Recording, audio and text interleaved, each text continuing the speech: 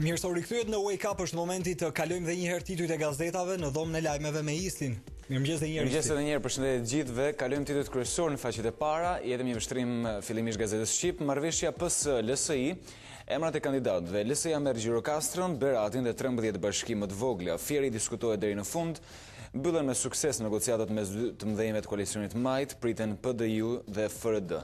Demokratët nisin këtë javë takimet me aleatët, lexoni në faqet 2 dhe 3, më gjerësisht shkrimin e Gazetës Shqip.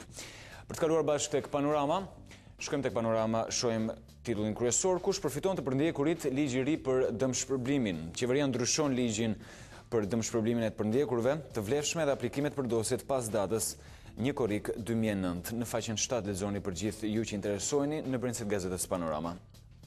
Shkojmë tek Shekulli. Zgjedhjet vendore, marrëveshja PS LSI. Si ndahet harta e re elektorale? Rama dhe Meta zyrtarizojnë marrëveshjen, LSI-ja të ketë 25% të të gjitha njësive vendore që do të krijohen pas zgjedhjeve të 21 qershorit. Partia Socialiste nuk përjashton emrin e një gruaje në Tiranë. Koalicioni, kryeministri mandatohet për të negociuar me aleatët, vijon prej faqes 4 deri në faqen 7. Shkrimi kryesor i Gazetës Shekulli. Ne shohim tani faqen e parë të Gazetës Shqiptare. Partia Socialiste i jep 15 bashki Lëvizjes Socialiste për Integrim. Negociatat, Ruçi veto për Fierin. Meta takon Raman, emrat e kandidatëve më 1 prill. Kryeministri pret në Selin Roz kreun e kuvendit, një grua për Bashkinë e Tiranës, pse jo. Kandidatët për Këshillet Bashkiak, 50% femra. Brenda javës, takimi me Gjinushin e Milon në faqet 2 dhe 3, kështu shkruan te Gazeta Shqiptare.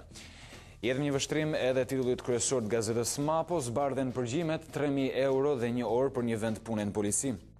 Një hetimi nisur në fund vitit shkuar zbardh një skem korruptive në policinë e shtetit, ku dyshohet se përfshihen disa zyrtar të lartë dhe ish shefi i operacioneve speciale në drejtorinë e përgjithshme, i cili tashun është pezulluar nga detyra me vendim gjykate. Urdhri është bërë gati, ka firmosur nën drejtori, ta firmos dhe drejtori i përgjithshëm dhe mbaron kjo punë. Marrim urdhrin dorëzi, mbasi të mbarojë drejtori i përgjithshëm dhe i çojmë një kopje. Partia Demokratike denoncoi korrupsionin në polici, ministria. Çështja është nën hetim. Për këtë flet Mapo në kryertikullin e saj, lexoni më gjerësisht në faqen 3. Shkojmë tani bashkë tek tema. Tema shkruan marrëveshja zyrtare, Lëvizja Socialiste për Integrim merr 15 bashkime, së tyre edhe Gjirokastra e Berati, në faqet 4 dhe 5, shoqëruar nga kjo foto. Pas temës, pa humbur kohë shkojmë në Kosovë.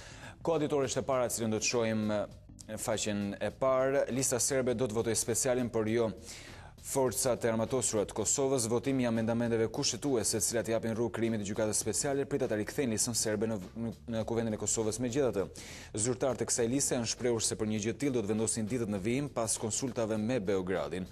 Edhe nëse kthehet në qeveri, lista serbe do të vazhdojë të jetë kundër krijimit të forcave të armatosura të Kosovës, shkruan te Gazeta Koaditore në këtë të hënë. Vijojmë me zërin, marrëveshja me Serbskan nuk zbatohet. Marrëveshja për bashkëqeverisi arritur në mes partnerëve të koalicionit PDK dhe LDK me listën serbe, ku parashihet që brenda 3 deri në 5 muajve të krijohet Asociacioni i Komunave Serbe, nuk mund të zbatohet derisa pala serbe të implementojë marrëveshjet e Brukselit. Vijon më gjerësisht në faqen 4. Për të përfunduar me Gazetën Kosova Sot, mos dekretimi i prokurorit të shtetit favorizon zyrtarët e inkriminuar. Brukseli kërkon rezultate konkrete të prekshme nga sektori i antikrimit ekonomik. Prokurori i shtetit Shqipdon Fazliu jep alarmin për heshtjen e veprave kriminale. Në faqen 5 lexoni detajet e këtij kryertikulli. Kemi parë kështu në mënyrë të shpejtë vetëm titullit kryesor në faqet e para të gazetave. Në linja për ty. Faleminderit Isli, mirëmëngjes zonjë Zvera Bekteshi, e cila sapo më është bashkuar në program, zonja shkrimtare, aktiviste e miqve të Vjosës. Çfarë janë miqtë e Vjosës? Po ja bëj me dije. E kanë quajtur zemra blu e Europës dhe bëhet fjalë për përpjekjen e shoqërisë civile në vendet e Ballkanit për të shpëtuar lumenjt nga ndërtimi të paktën 570 digave për qëllime hidroenergjetike që janë projektuar nga Slovenia deri në Shqipëri. Në vendin tonë janë 31 projekte të kësaj natyre, ku mendoni pak 8 diga janë në rrjedhën kryesore, 23 hece të tjera janë projektuar në degët e lumit Vjosa. Atëre, jeni sakt? Jeni sakt vetëm për lumin Vjosa, sepse për gjithë lumenjtë e Shqipërisë janë 570. 570. Kjo bëhet fjalë vetëm për Vjosën. Po, ka shumë burime dhe resurse hidrokemine që mund të hyjmë Ne kemi burime hidro dhe resurse dhe mund t'i përdorim, por ne nuk mund të ndërtojmë, nëse do shikoni hartën e Shqipërisë, hidrocentrale që të mbushet gjithë Shqipëria me pika. Kjo është alternativa që ne japim, të bëhet një master plan për gjithë lumenjtë e Shqipërisë dhe të vendoset se ku do ndërtohet, ku do ruhet, ku do s'do preket fare dhe në maj të gjithë këtij klasifikimi do jetë kush do shpallet park kombëtar dhe synimi në final është Vjosa park kombëtar. Gjithë zonja Bekteshi, çfarë të keqe ka që të shfrytëzojnë gjithë këto burime dhe kur ne i kemi, këto të futen në të mirë të burimet energjetik që ka Shqipëria për të ulur në një kuptim edhe koston e prodhimit të energjisë? Atëre ka një keq kuptim të madh në lidhje me energjinë e heceve, me hidroenergjinë. Këtu është abuzuar në lidhje me konceptin e ndryshimeve klimatike. Juve të gjithë e dëgjoni, e keni dëgjuar që për të ruajtur planetin nga gazet me efekt serë, të prodhojmë energji të rinovueshme. Energjia e hidros është e rinovueshme sepse vjen gjithnjë nga uji, por nuk është green, që do të thotë është një nga dëmtuesit më të mëdha të mjedisit. Dhe për lumenjt do të thotë ti vdesësh, do me thonë ti betonizosh, do me thonë të prishësh ekosistemet. Përveç se lumi është i përjetshëm, është sa planeti. Dhe kur bëhet fjalë për Vjosën aq më tepër që është një lum i madh dhe jo, nuk po flas për tributarët që dikur dhe mund të shterojnë dhe mund të ndrojnë rrugë. Por, po banorët që jetojnë aty. Ti me ndërtimin e gjithë këtyre heceve, atyre banorëve ja u ata boll të keqe e kanë. Boll të varfër e kanë, boll të izoluar e kanë. Ti ju merr ujin e përdorimit përditshëm, ju merr ujin e vaditjes, ju shkatron peshkimin, ju shkatron turizmin e mundshëm që mund të zhvillohet më pas. Dhe çfarë bën? Gjithë të uja jep atij biznesmenit që e shfrytëzon për të bërë një hidrocentrale të vogël, disa mega themi. Dhe çfarë ndodh? Kjo energji nuk shkon as në rrjetin ton, po shitet jashtë. Në Bënç do shitet në Itali, në Langaric do shitet në Greqi. Mirë, pastaj un kam përshtypjen që nëpërmjet disa kontratave me shtetin janë të rregulluara këto punë. Sa përqind duhet kalojnë në rrjet, pastaj biznesmeni vendos vetë se këto janë modalitete që vendosen dhe janë gjërat më të parëndësishme në këtë kontekst që po bisedojmë. Gjëja më e rëndësishme është shkatrimi i lumit Vjosa dhe i gjithë lumenjve që ta filloj nga fillimi, që të kuptohet ç'është kjo fushat e madhe, atëherë janë marrë në konsiderat 35.000 kilometra gjatësi të lumenjve të Ballkanit. Sepse është vënë nga specialistët evropian që këta lumenj janë në gjendje gjysmë natyrore, që do të thotë që rrjedhin pothuajse të lirë në shtratin e tyre. Kjo do të thotë gjendje gjysmë natyrore. Dhe janë më të mirë mbajtur nga gjithë lumenjtë e tjerë të Evropës.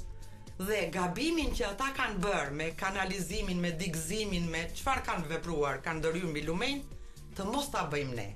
Pse mos ta bëjmë ne? Se ata kanë filluar procesin e kundërt, që do të thotë zhdigëzimin e lumenjve. A e dini ju se që nga koha e qeverisjes Clinton në Amerikë janë shkatruar 1200 diga, e merrni me mend se çfarë kostoje? Po ata e kanë luksin, e kanë pasurinë si shtet, që tani ta kthejnë prap lumin në gjendje natyrore. E kemi ne? Megjithatë zonja Bekteshi, tregoni pak pse është i kërcënuar lumi Vjos, nëse supozivisht kjo gjëja ndodh dhe ecim me këtë plan në terma afatgjatë. Pra projektet që janë marrë edhe me kohë gjatë shkojnë deri në fund. Çfarë ndodh Vjosës? Çfarë ju thonë ju ekspertët e ekosistemit që keni te grupimi i përbashkët? Te grupimi Eko Albania. Eko Albania. Po. Atëre, ajo që i bëhet lumit, si lumin e kthen nga një qenie të gjallë në një qenie që s'është më e gjallë, që do të thotë disiplinon rrjedhjen, ndryshon shtratin e lumit. Dhe duke ndryshuar shtratin e lumit, ku sidomos digat janë më dëmtuese, ti i vë barierë gjallësave që shkojnë nga një vend në tjetrin, ta zëmgjallave, peshqve, por gjithashtu lumi Vjos pse është unik? Lumi Vjos është shumë unik sepse ka ishuj. Brenda shtratit të tij, atje ku ka gjerësinë, mbi 2 kilometra ka ishuj. Dhe përgjithsisht ishujt përmbajnë gjallësa që si përmbajnë territoret e tjera. Dhe kjo do të zhdukte biodiversitetin. Përveç se për banorët do ishte ai kërcënimi që ju thash më sipër. Në momentin që unë mora telefonin për të ardhur këtu në emision, ishte e premte. Ishte ora 1 dhe unë isha në takimin e banorëve të Selenicës lidhur me këtë problem, me mbrojtjen e lumit Vjosa.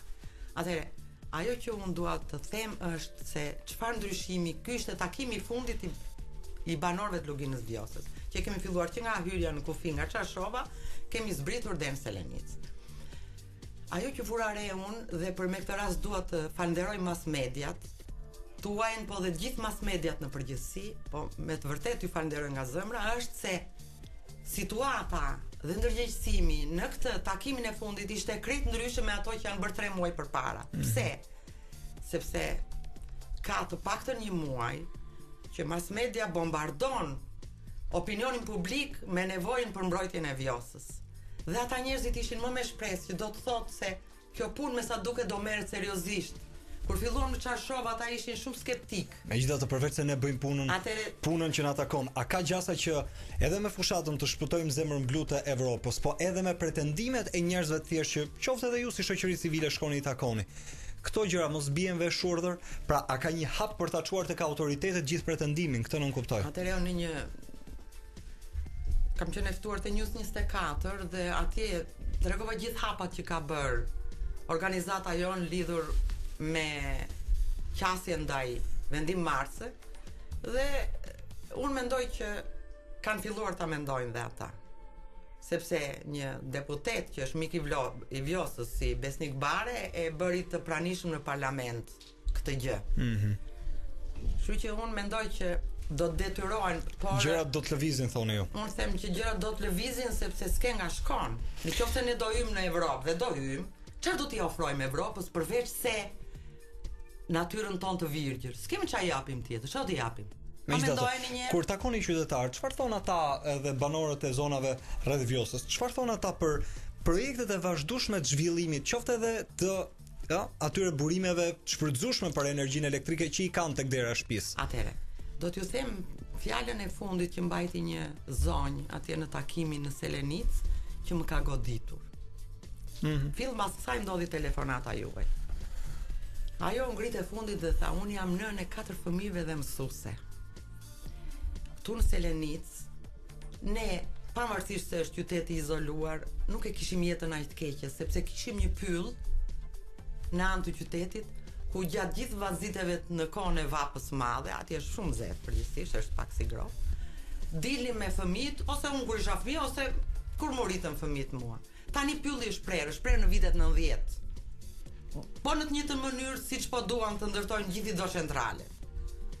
Dhe unë nuk kam lekë të çoj fëmijët në plazh, si mund të shkojnë pak vetë në Shqipëri. Pak vetë shkojnë tani nëpër plazhe. Ose vinë nga jashtë, nuk shkojnë të gjithë siç duhet të jetë, se ne jemi vend bregetetar, sepse kërkon një standard. Po neve s'kishim nevojë të shkonim në plazh në det, se kishim plazhin ton. Po duke na e gërryer dhe shtratin e lumit, domethënë, dhe këtu është bërë një masakër. Aty janë mbytur disa fëmijë dhe unë si çoj dot fëmijë. Na shpëtoni lumin. Kurse një banor tjetër ka thënë këto fjalë.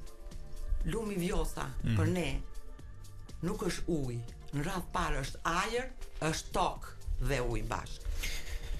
Dhe për të mbyllur zonja Bekteshi, sa gjasa ka që e gjithë kjo iniciativë tani më përveç gjërave që janë faktike, janë iniciativa ku janë me letra qeveritare edhe me detyrime kontraktuale ndaj shtetit, sepse janë biznese që po hedhin para aty, gjërat të ndryshojnë.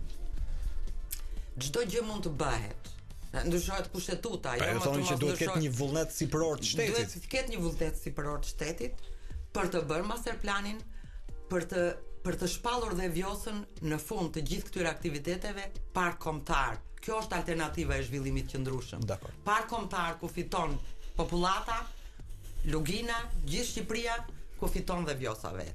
Unë falenderoj që isha në programin e mëngjesit për të përcjell edhe një lloj pretendimi të vazhdueshëm të njerëzve të shoqërisë civile, atyre që janë miq të Vjosës, po edhe banorëve të zonave, siç e dëgjuat, ka pasur një konsultim me banorët të zonave nga kalon Vjosa, për atë që ka një lloj shqetësimi, vendosje të tepërt të bizneseve për prodhimin e energjisë elektrike nëpërmjet burimeve hidro. Të uroj ditë mbar, po. Pa përfunduar, Do bëni dhe ju miqtë e Vjosës? Po pse mos po bëhem miq i Vjosës? Se ky rreth i miqve të Vjosës si iniciativë. Vjosën e shfrytëzojmë për rafting, pse mos bëhemi miq të Vjosës? Po zgjerohet shumë dhe rafting pikërisht që po ndërtoni të zhendale s'ka më rafting. Vetëm pas pak bashkohet me ne në studio kompozitori Aleksandër Peçi. Luhet muzika tin konservatorin Çajkovski për një event i cili jo vetëm i takon personalitetit, po dhe Shqipërisë, do të flasim vetëm pas pak. Karriera një kompozitori me emër të vendosë gjatë mbi 700 partitura të publikuara mbi 700. Edhe kur prej tyre, gjithë të galeritë madhe veprash, 9 prej më të mirave ndoshta më të spikatura luhen në konservatorin Çajkovski në Moskë. Un kam studio zotin Aleksandër Peçi. Mirëmëngjes, faleminderit që erdhe. Mirëmëngjes dhe faleminderit që më keni ftuar. I kanë zgjedhur ata të Moskës veprat. Nuk është se ja keni sugjeruar. Jo, i kanë zgjedhur ata. Me një si i ndodh krijuesit tani kur shet që çfarë i zgjedhin tjerët për t'i luajtur, edhe kujtojmë që kjo është një nga orkestrat e konservatore më të mëdhenj në botë. Janë vepra për piano sot, jo për orkestër. Shumë bukur. A kanë bërë zgjedhjen e duhur ata? Unë besoj që po ka shumë vepra mund të zgjidhen edhe të tjera, por ajo çka është e rëndësishme të them është që tashmë muzika shqiptare ka fituar një pasaport integrimi, dhe këtu nuk po flas vetëm për veten time, po përgjithsisht për muzikën shqiptare. Dhe integrimi dhe zhvillimi i kompozicionit, integrimi dhe një erë e re që po fryn në letërsinë muzikore shqiptare, integrimi dhe botimi, integrimi dhe performancat të mrekullueshme nga interpret shqiptar dhe interpret të huaj që i bëjnë muzikës shqiptare, tregojnë që kompozicioni nuk është në krizë, muzika shqiptare nuk është në krizë, ajo po zhvillohet edhe po zhvillohet me ritme të natyrshme. Në vërtet po zhvillohet sepse ne her pas here përpiqemi që të mbulojmë aktivitetet këtu, dhe kur pyesim kolegët tuaj, të cilët mund të jenë virtuoz në piano apo thonë që ka një dorë kompozitorësh që shkruajnë akoma muzikën pianistike apo muzikën për orkestër. Megjithatë mbetet shumë e izoluar, nuk është se për shembull brezat të rinj gjithmonë më pak kanë nga ata që janë ata që shkruajnë. Nuk mund të them që mbetet e izoluar, unë vetëm po të jap dy fakte nga festivali Piano de Rome, edicioni i parë dhe i dytë pra i këtyre 2 viteve të fundit. Mund të them që vepra shqiptare atje mund të jenë luajtur rreth 130 vepra shqiptare. Po sa ka këngë në një festival të radios, 18 këngë janë. Ndërsa vetëm si vjet un kam pas premier botërore 84 vepra, 85 ndoshta. Kush është kompozitori më i ri që kemi ne? Po ka një sër kompozitorësh të rinj. Dhe publiku ta di që atje në shkollën tonë të kompozicionit janë shkruar simfoni dhe simfoni shumë të mira. Ne kemi pasur një natë me 6 simfoni të reja. Emra autorësh të rinj. Një mbrëmje tjetër ne kemi pasur 12 vepra të reja kompozitorë shqiptar, dhe që na gëzon është fakti që edhe kur luajn kompozitorë që kanë mbaruar shkëlqyshën në San Petersburg, që janë profesor kompozicioni në konservatorin e Pragës, apo studiojnë në Indiana University për kompozicion, nuk ka disnivel. Kjo është një arritje që do të thotë që mbas hapjes së Shqipërisë, pra mbas rënies murit të Berlinit, mbas viteve 90, këtu janë krijuar premisat për të qenë më afër, për të qenë më refraktare ndaj aktualiteti botëror dhe proceseve të botërore që ndodhin në panoramën dhe në peizazhin botëror të muzikës. Kur flisni për integrimin, zotë Peçi, tregoni që pjesa më e madhe sikundër ndodh edhe për veprat tuaja sot, edhe nuk është hera e parë që juve ju luajnë skenat botërore. Domethënë vetëm në Moskë e treta? Është e katërta. Domethënë janë luajtur fillimisht me 12 vepra në 2004, cikli 12 Cartesius Cantus. Më pas në 2011 me Russian Philharmonic është luajtur vepra simfonike Oisosfonia. Më pas është luajtur sonata numër 1 për piano, dhe sot në mbrëmje të luan 9 vepra, të cilat le t'i bëjë të njohura për publikun. Janë Arbreshe, këto janë nga cikli 32 Albanian Folk Dance, Lulebor me intonacione shkodrane, Taste që bën Ziza gjithashtu me intonacione shkodrane, Vajze Valave, që është një nga perlat e bregdetit. Kjo është luajtur dhe në Carnegie Hall në 15 qershor të 2014, është luajtur edhe në Miami. Dance of Flower dhe gajtet koncertante që janë me intonacione të përmetit, kthejmë tek vendi tim i origjinës si kompozitor, është simboli i dasmës Tiranase, po edhe i gjithë dasma shqiptare, Napoleoni, që është një valle rapsodi edhe dy vepra nga Kartesius Kantos numër 2 dhe numër 4. Dhe ja marrin rusët sot në një Napoleon. Unë me di se tingëllon Napoleonin piano. Ka dalë vërtet jashtëzakonisht këndshëm. Këtu e ka luajtur për herë të parë dhe jashtëzakonisht mirë pianisti Herton Mikeli. Edhe kanë qenë shumë i kënaqur me performancën e tij. Tash do ta luaj. E keni në internet, mund të klikosh. Do ta shoh më njëherë pas programit. Ama më thoni pak për kolegët tuaj të tjerë, cilët janë pjesë e pjesës kompozicionale moderne, të cilët luajnë skenat e botës, që janë shqiptarë dhe tani besoj që në padjenin do të veçoja një kompozitor shumë të mirë, i cili jeton prej shumë vitesh, ndoshta një çerek shekullin në anglisht, Thomas Imaku, i cili performohet me sukses në mjaft vende të Europës, edhe pse jo dhe me gjërë në Amerikë dhe në Azi. Por përveç kësaj, unë në atë bon sensin shumë të mirë karshi gjithë kolegëve të mi, gjithë profesorëve të mi, sa herë mbi raste që të krijoj një event ndërkombëtar në muzikë, mund të them siç ishte rasti i Carnegie Hall, atje u prezantuan mjaft mirë profesorit tim që Zadeja, u prezantua me tokatën e tij Theim Ibrahimi, Bjon Simoni, Prengjakova, Limoz Lizdari, Peçi, Patilkoci.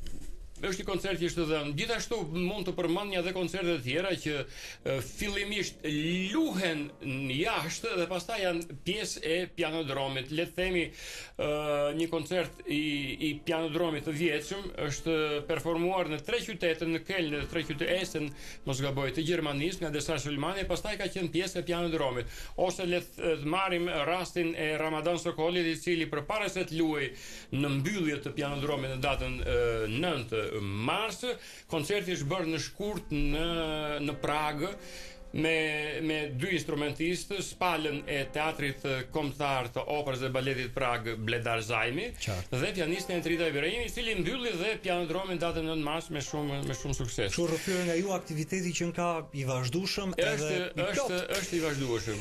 Me që përmendët pianodromi u mbyll duke sjell artistë shqiptar, virtuoz shqiptar cilët janë jashtë luajnë këtu, kemi tanët që po ashtu ndjekin karrierën brenda këtij vendi. Ju jeni të kënaqur me pianodromin, ka gjasa që pianodromi këtë vit absolutisht të kënaqur, publiku i kënaqur, media sigurisht e kënaqur, sepse vetëm në dy edicionet e para apo dhe të fundit i themi, tash jemi duke përgatitur edicionin e tretë. Media shqiptare ka marrë rreth 44 produksione nga një aktivitet i shoqate, 44 produksione jashtëzakonisht kualitative, është një produkt vërtet i jashtëzakonshëm. Aktiviteti ka rrit pikën e pjekjes sot. Edhe janë kualitete shumë të mira në pikpamje të kamerës, të regjistrimit, high definition, të soundit stereo, të performancës së pianistëve shqiptar, pianistëve të huaj, interpretë etj. Ajo që do të shtoja është që muzika shqiptare ka krijuar tashmë një mekanizëm drejt një kahjeje drejt së ardhmes. Dhe është një mekanizëm i cili në 3 fjalë do ta përmbledhja inteligjencë kompozicionale, që është shumë e rëndësishme. Është një animus që ekziston brenda muzikës shqiptare, pra është një shpirt, është një ndjesi.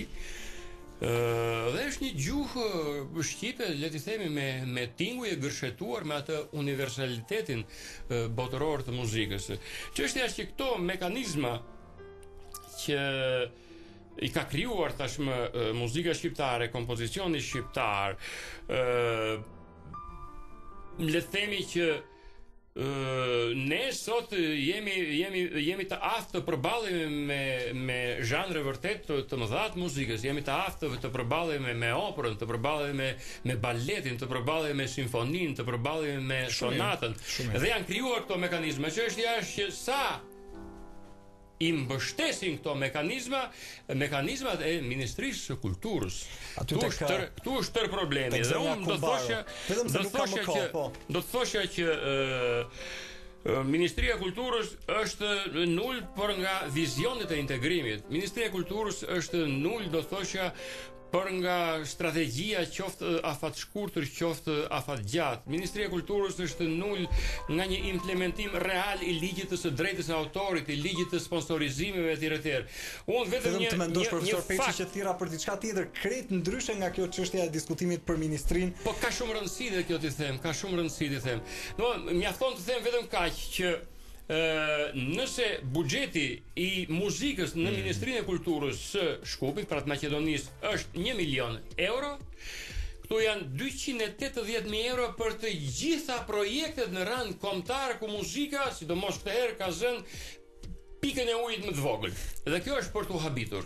Kjo është për t'u habitur. Tek parat shkon gjithë historia. Unë të falenderoj që ishe në programin e mëngjesit dhe për aq kohë sa ka një aktivitet rëndësishëm për muzikën shqiptare që i takon kompozitorit Aleksandër Peçi sot në Moskë, ku luhet nga orkestra luhet nga Natalia Deva, artiste e merituar. Konservatori Çajkovski, nga Natalia Deva, e cila është profesores piano në Konservatorin Çajkovski dhe artiste e merituar, dhe një nga studentët e saj, nga studentët më shkëlqyer Konservatorit Çajkovski, Danil Sevostianov. Turoj ditë mbar. Shumë faleminderit. Ndërsa vetëm pas pak do të flasim miq të dashur për megjithëse i luajmë në këtë moment.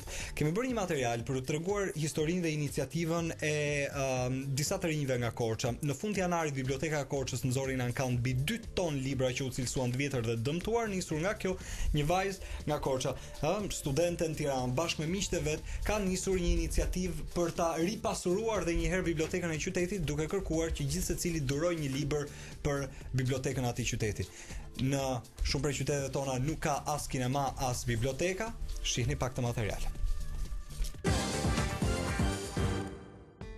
Një herë në 10 vjet, bibliotekat e qyteteve duhet të bëjnë një inventarizim të fondit të librave. Kjo ndodhi para pak muajsh në bibliotekën e Korçës, e cila nxori në ankant rreth 2 ton libra që u konsideruan të vjetër dhe të dalë mode. Por kjo bibliotekë së shpejti do të plotësohet me libra të autorëve të rinj. Delinda Muçollari, një studente nga Korça me banim në Tiranë, ka vendosur që të mbledh sa më shumë libra për t'ia dhuruar bibliotekës Timi Mitko. Për mua ishte vërtet shqetësues kur e dëgjova në media këtë lajm dhe shkova vetë u interesova tek drejtori i bibliotekës, zoti Skënderusi. Një lajm tjetër që unë dëgjova dhe që më bëri shumë kurioztare ishte se ministri Akumbaro do t'i dhuronte bibliotekës së Korçës 300 tituj të rinj. Dhe thash, pse jo?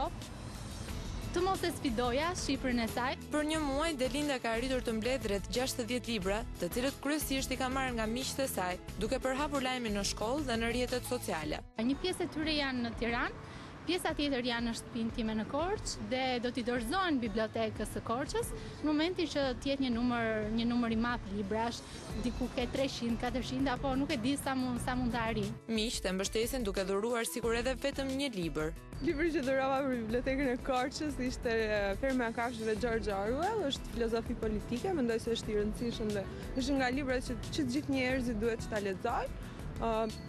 Patjetër që më vonë do kontribuoj po për momentin këtë kisha më të gatshëm për ta dhuruar. Thuhet që një bibliotekë pa libra është si një trup pa shpirt, imagjinoj një qytet gjithë pa librave. I dhash 2 libra nga 2 kolos të letërsisë, Gustav Flaubert, Zonja Bavari dhe novela nga Stefan Zweig. Janë 2 libra që mendohet se duhet lexohen dhe në kohën e sotshme kur zhvillimi teknologjike ka thithur vëmendjen e të rinjve, besoj se kjo nisëm në një farë mënyrë të rrejë vëmendjen tek letra, që është një domosdoshmëri për të rinjtë të sotshëm. Por Delinda nuk kënaqet me kaq. Për të arritur objektivin, mendon se ndihma më e madhe mund të jetë nga shtëpitë botuese. Ajo që do doja ishte që të merrnin pjesë edhe grupe tjera, qoftë edhe shtëpitë botuese.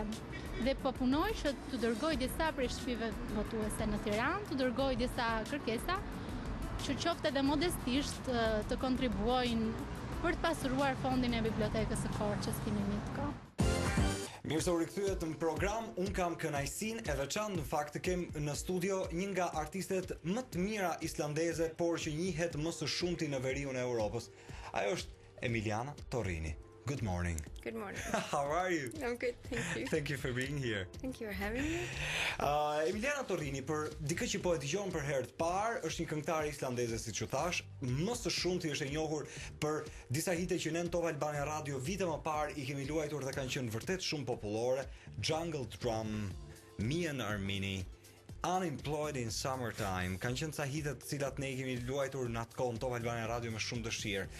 Po, megjithatë, ajo ka disa albume edhe më së shumti karriera e saj lëviz në veriun e Europës. Ka qenë për ditën e verës në Tiranë, edhe për aq kosa e ka ndarë një pjesë të mirë të muzikës me publikun që ndoshta e dëgjonte për herë të parë ose jo. Ne do ta pyesim më shumë për këtë eksperiencë dhe prezencën e saj në Shqipëri. So, was it your first time that you have been in Albania? Yeah. Do ta pyes mbi gjithë për shtypjet që ka pasur. Unë mbërrita vonë mbrëm në Tiranë. Ishte shumë e rësirë dhe u mërzita disi sepse asgjë nuk dalloi qartë. Mbeti çdo gjë surprizë për të zbuluar të nesërmen. Së pari është diçka e rrallë të shkosh në një vend krejtësisht të ri për ty. Edhe kur kjo ndodh, ti do që të dish sa më pak gjëra për atë vend. Ti lësh çdo gjë për jetimin. Ne mbritëm në darkë vonë dhe gjërat dukeshin lezetshëm. Ndërsa sot në mëngjes ishte kohë me diell, ngrohtë, kishte shumë lule të bukura. Ishte çdo gjë shumë bukur. Imagjino si më duket mua që deri dje më duhet të pastroja borën nga makina se nuk dukej asnjë gjë. Me zorecja në 1,5 metra bor. Kështu që sot ishte një lehtësim i madh të arija të shikoja rrugë të thata edhe diellin që shndriste. And sunshine. Mendo pak që çdo Tirana si parajs me gjithë të diell, megjithatë. Na përshkruaj për gjithë ata që ndoshta nuk ju njohin shumë në Shqipëri. Nëse na përshkruani ju pak mënyrën, rrugën e ndjekur për të bërë ju këngëtar. Çfarë ju bëri ju që të zbuloheshit shumë vite përpara si vokaliste interesante në një restorant islandez? Unë kam punuar në një fabrik peshku. Dhe pastaj papritur fitova një rol në një musical në teatr dhe në atë kohë bëra edhe pjesë e një bande muzikore. Really, at the time you used Salmon like a microphone? Ndoshta vetëm ndonjëherë. Jo, Salmoni nuk është aq i magjishëm sa mikrofoni. And then I went to Pastaj në fakt gjithçka filloi të rrithte vet. Kur isha në teatr, njoha një producent muzikor, ai që po kujdesej për muzikën e asaj shfaqjeje. I kërkova të më ndihmonte për të regjistruar 5 këngë, sepse babai im kishte 50 vjetorin dhe doja t'i bëja një dhuratë. Ishte thjesht një përmbledhje këngësh blues dhe këngë të tjera, kryesisht nga filmat. Dhe përfundoi që ai donte të regjistronte me mua. Mund të them se aty filloi karriera ime. Më pas fillova të këndoja në restorante, hotele. Një djalë nga një kompani diskografike më kishte dëgjuar në një nga këto restorantet ose baret, nuk e di ku, edhe më kërkoi për të regjistruar një këngë. Can you tell me, it was your mama or was your dad that told you, so you're gonna be a great singer? None of them. It wasn't like that. Asnjë prej të dyve. Kam përshtypjen që ata nuk mendojnë fare kështu. Në fakt, unë nuk jam rritur me idenë që fama është sukses, krejt e kundërta. Mendoj që suksesi është shumë gjëra, dhe për mua ka qenë gjithmonë diçka ndryshe nga fama. Kur isha adoleshente më dukej si e pabesueshme. Pastaj, krejt papritur në Island u bëra shumë e famshme. Edhe atëherë filloi të më dukej sikur nuk kisha më një jetë timen. Kështu që shumë shpejt e mësova kush doja të isha si muzikante, çfarë lloj jete doja të kisha. Edhe nuk ishte kjo. And what kind of a life I wanted, and it was not that. Përgjithsisht, prindërit kanë një dëshirë për të shtyrë fëmijët që të prekin pak sukses, të jenë në rrugën e duhur për të vendosur drejt suksesit. Why not with you? I don't think it's always true. Nuk mendoj se kjo është gjithmonë e vërtet. Kam përshtypjen se kam shumë të bëj me prindrit që arrin të kuptojnë se ku janë vërtet të talentuar fëmijët e tyre. Nuk i shtyjnë ata drejt suksesit, por i shtyjnë drejt asaj që dinë të bëjnë më mirë. Dhe ajo nuk është gjithmonë një rrugë e drejtë, lineare, mund të ketë shumë degëzime. Kështu që prindrit e mi nuk ishin të tillë. Nuk më detyronin të këndoja gjithkohës para tyre që në fund patjetër të bëhesha e famshme.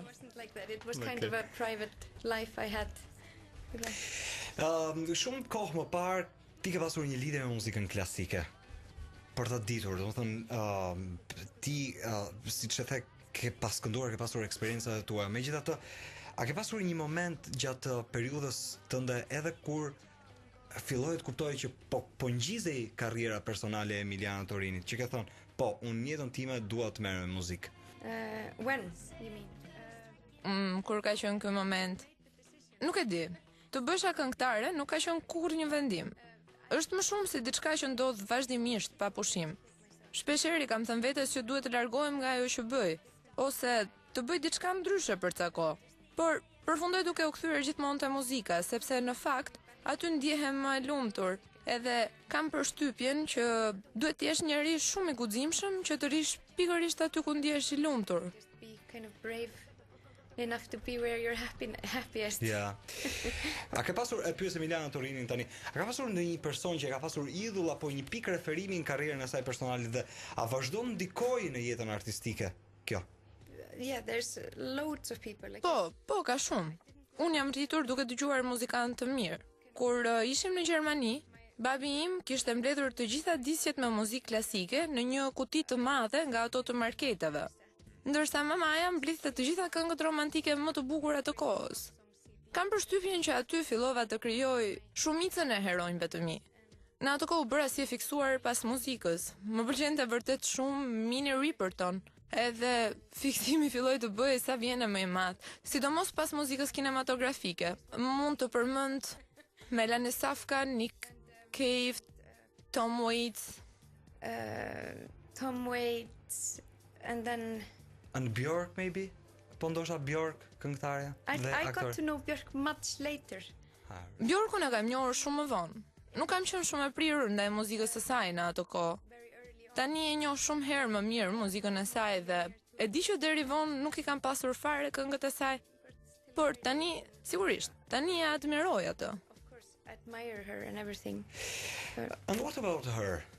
Your connection with Björk. Björk është një nga këngëtarët më me famë islandeze, po jo vetëm nuk ka mbetur vetëm tek muzika Björk, ka shkuar edhe tek kinemaja. Njëri që ka vendosur, njëri që është nderuar me palmën e artë, mendoni pak. You have a true friendship with Björk or No, it's no? I was in Jo, unë kam qenë rreth 19-20 vjeç kur firmosa në të njëjtën kompani diskografike ku ishte edhe ajo. Prandaj nuk mund të shmangej njoja jon, por nuk e kam shumë shoqe. Jemi thjesht të njohura. acquaintance. Emiliana Torini, përveç se merret me muzikën e vet dhe karrierën personale, ka dhe një djalë 4 vjeçar. What's the name of your son? Fionn. Fionn. It sounds beautiful. Fionn. Sa emër interesant. Megjithatë, kot dua ta pyes se si e sheh djali karrierën e Emiliana Torinit. A sheh mamën si një këngëtare edhe një njerëz të impenjuar apo thjesht si mama? Thjesht si mama. Ai nuk e ka konceptin e kësaj akoma. I vetmi rregull që kam pasur unë ishte që mos i vija atij këngë për fëmijë, sidomos kur ngas makinën, sepse edhe mua më shpërqendronte disi. Kështu që i kam bërë disa përmbledhje muzikore që i pëlqejnë, edhe ndonjëherë, rrallëherë, fus edhe këngë të mia që them se i përshtaten moshës së tij, si Jungle Drum ose Animal Games, por ai s'kupton më shumë se kaq. Ndoshta asnjë nuk e di që unë bëj muzikë. A ke numër e njerëz se ndonjëherë ndodh me artistët internacional që kur kanë një këngë suksesshme, po një dhe ja kërkojnë të gjithë kudo që shkojnë nëpër botë, dhe një herë dhe humbin këtë fillin e numrit. So you have never candidate that?